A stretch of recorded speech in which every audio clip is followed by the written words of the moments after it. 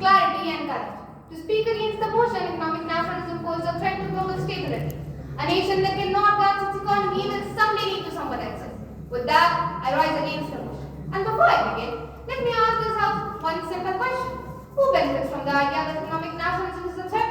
The weak, the poor, the exploited, or the global giants terrified of losing their dominance? Because every time a nation defends itself, it's done a threat. Interesting, isn't it? My opponents keep crying that economic nationalism destabilizes the world. So let me ask them directly, if nationalism is a threat, then why did globalization collapse twice in 12 years? Was it nationalism that caused the 2008 crash being of $10 trillion? Was it nationalism that snapped 92% of the supply chain during COVID? Or was it fragile global system that you call state? Answer that. Let's talk about the beautiful global order they worship. CEOs call nationalism top global threat. Not because it hurts the world, but because it stops them exploiting cheap labor. So gain a threat to whom? Workers, industries, or corporate profit margins.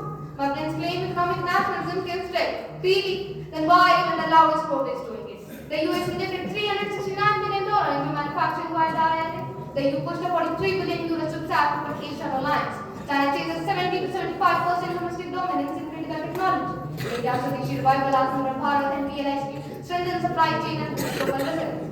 If economic nationalism is a global threat, then congratulations. The entire world is threatening it. But here's the real question for this House to confront. Why is it called self-reliance when the West does it? Static security when China does it. But suddenly a threat to global stability when a developing nation does. The hypocrisy is louder than any arguments in this room. The Bhagavad Gita answers this hypocrisy in chapter 2, verse 47. Karmanyevadhikaraste ma phaneshu kadachana ma karma phaleshu purmate samvo asvakarmane.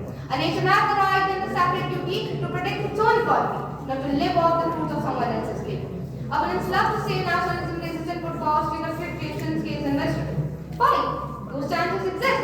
But tell me, doesn't every major economic shift come with both opportunities and threats? Isn't globalization itself full of threats? You cannot put all the risk on one side and pretend the other is a fairy tale.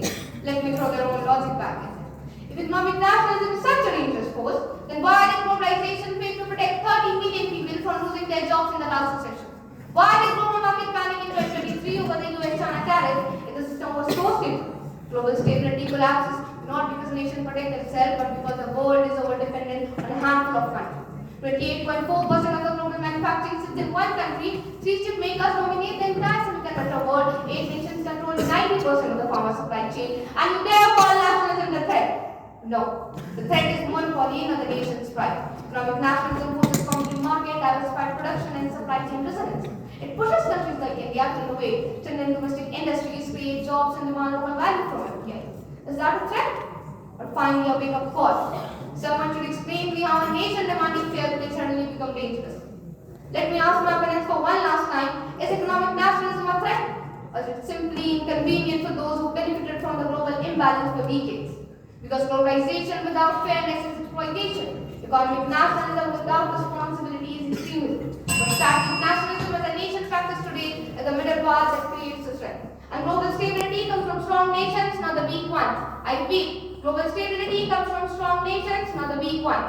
So I reject the motion. Economic nationalism is not the bomb into global stability. It is the insurance policy against the global collapse. Thank you so much.